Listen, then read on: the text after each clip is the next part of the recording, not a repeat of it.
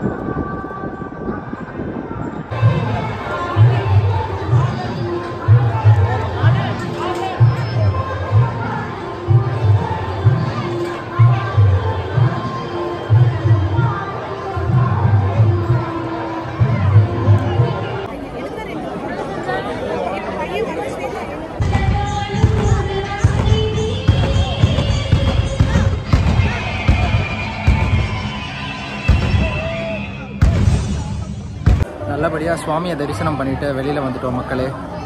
செம்ம அருமையாக இருந்தது சுவாமி தரிசனம், அம்மன் தரிசனம். கோவிலில் தரிசனம் பண்ணிவிட்டு மேலே வந்துட்டு கோபுர கலசத்தையும் வந்துட்டு பார்க்க அனுமதிக்கிறாங்க. ஸோ வந்துட்டு அப்படியே படிக்கட்டு வழியாக மேலே டெம்பரரியாக ஸ்டெப்ஸ் மாதிரி போட்டிருக்காங்க. ஸோ அது வழியாக மேலே ஏறி போயிட்டு கோபுர கலசத்தை தொட்டு கும்பிட்டோம். ரொம்ப அருமையாக இருந்ததுங்க சுவாமி தரிசனம். இப்போ நம்ம அப்படியே கிளம்புறோம் மக்களே. எல்லாருக்கும் இந்த வீடியோ பிடிச்சிருக்கோன்னு நினைக்கிறேன் மக்களே. பிடிச்சிருந்தா ஒரு லைக் பண்ணுங்கள், நம்ம சேனலுக்கு சப்ஸ்கிரைப் பண்ணுங்கள். எல்லாரையும் கூடி சீக்கிரம் இன்னொரு வீடியோவில் நான் எல்லாரையும் மீட் பண்ணுறேன். அன்டில் தென் பாய்.